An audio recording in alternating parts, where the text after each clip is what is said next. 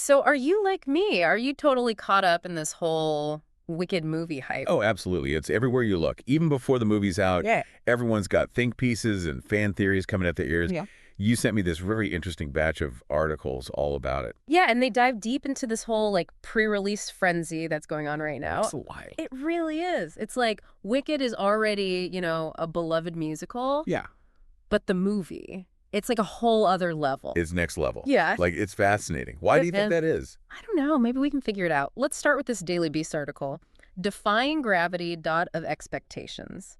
I don't know if you got a chance to read it, but the writer does, I think, like a really good job, like a hilarious job of like capturing the almost over-the-top reactions to everything, Yeah, totally. especially to that movie poster. Oh, my God. What do you think is fueling this? Because it seems like more than just your average, I'm excited for a movie's energy. Right. And like you said, Wicked is already such a phenomenon as a stage production, right?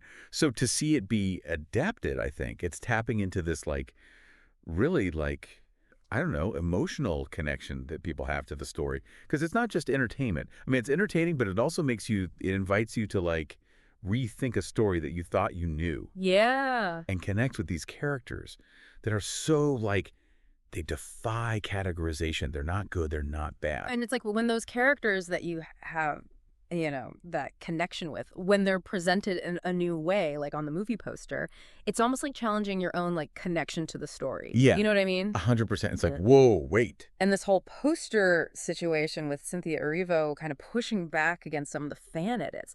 I mean, talk about a great example. That brings up all these questions about artistic ownership versus fan interpretation. Like, how much can you change something before it stops being what it is? It's so interesting. And it's like, where's that line, too? Between, having your own personal connection and then also feeling this, like, need to control the narrative. Yes, 100%. It's wild. It's like fans almost feel this sense of ownership over these characters, over these stories, and I get it.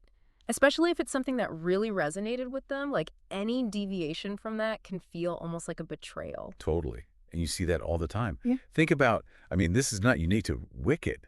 Like all the, the comic book adaptations, all these different things, people have such a strong reaction to it. They do. And it makes you wonder if that we've become so, like, I don't know, we want to feel seen so badly. And when we feel like a story represents us and then they change it, it's like, wait, but that was my thing. And it's like a collective ownership of these stories. Sometimes that manifests in really passionate ways. Yeah. And it's interesting to see how, studios and creators are navigating this. Totally. It's almost like they're trying to, like, capitalize on every single aspect of it. Right. Like the merchandise and everything, all the stuff that comes out around these things, like the Wicked macaroni and cheese you were talking about earlier. Don't even get me started. That's hilarious. Yeah. Like, it's like out of control. I know. It's like someone woke up in a marketing meeting and was like, the world needs Wicked macaroni. Green macaroni. Yeah.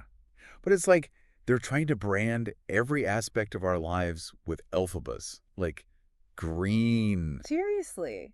Like, why? But one of the articles you sent called it, like, merchandising overdrive, which I think is a great way to put it. Yeah. Like, at what point are you just alienating the fans you're trying to attract? Right. It's a fine line, I think. Yeah. But you know what? Let's switch gears just a little bit here. Okay. Because you sent me this other article from the Daily Beast again that I have to say, I found really moving, really touching. Yeah. Which one was that? The one about Andrew Garfield talking with Elmo. Oh, yeah.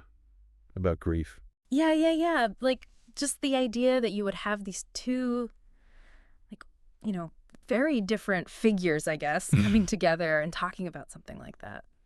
And you know what? It's so important, though. It is. Especially for kids, right? Yeah. Because grief is something that we all experience, but we don't always know how to talk about it. Right. And especially for kids. Like, Elmo is such a safe space. So to have someone like Andrew Garfield, who's this, big movie star, but also just like a really thoughtful person, to have him come in and talk to Elmo about grief. Yeah. It just makes it okay to talk about. It normalizes it, right. Exactly. It's not this like scary taboo thing. Exactly. And it gives parents and educators a way to start those conversations with kids. It's like, see, even Elmo and Spider-Man talk about these things. That's so true. And while we're talking about like icons and legends, you sent me this piece on Liza Minnelli. Oh, yes. The Interview magazine spread. Yeah. How stunning were those That's photos? so good, right? I mean, come on. Liza with a Z. She is Just like, that's it. She's incredible. an icon, a legend. Yeah, and it's not just about, like, the glamour. No. Which she has in spades, obviously. Of course. But, like, she's had this incredible impact on, you know, Hollywood, on entertainment, on representation. Like, Right. she's a true trailblazer. He is. And those pictures, man, they just captured all of that. Yeah. She really is, like, what a life. And it's amazing to see how, she's still, like, inspiring people today all these years later. Totally. It's like her energy, it's timeless, you know? It really is. It really is. Speaking of icons and legends, Yeah. you sent this article from the Daily Beast again about Harrison Ford. Yeah. And I don't know if you saw this, but he did this recent press tour for the Indiana Jones movie. Right. And they were talking about, like, this like unexpected charm. Oh, yeah. Like this playfulness he was like showing. Hmm. And I just thought it was so, I don't know, I found it really endearing. That's cool. Like he was letting his guard down a little bit. Yeah, like we forget that, behind all of those like iconic roles. Right. Like those are real people. Yeah, they're just people. Yeah. With like, their own personalities and like quirks and senses of humor. 100%. Like we reach on such a pedestal sometimes. Right. And we forget that they're just like living their lives too. It makes you want to know more about them. Totally. It's like this little glimpse behind the curtain. Like they're more than just the characters they play. Exactly. Which is, I think, what makes pop culture so interesting, right? Yes. Like it's not just about the movies, the music, all that stuff. It's the people behind it all. It is. And the stories they tell us about ourselves. Well said. I think we've done it. We did it. We went through like the highest highs and the lowest lows of pop culture today. We really did. We covered a lot of ground. From like the wicked frenzy to Andrew Garfield, having a heart-to-heart with Elmo. That was a wide range, yeah. right? It's like it really shows you the power of entertainment. It really does. It makes you think. Yeah. Like what stories are we drawn to and why? And it makes you realize that all of this, like, it's more than just, surface level stuff. Right. It's all connected to like our values. Yeah. Our anxieties, what we want to see in the world. And what we connect with on like a deeper level. It really is fascinating. It is. And it's a conversation that like doesn't end here. No, it doesn't. You're right. Like keep thinking about it. What pieces of pop culture are you drawn to and why? I love that. And on that note, I think we should leave it there. Yeah. Let's pick this up next time. Let's do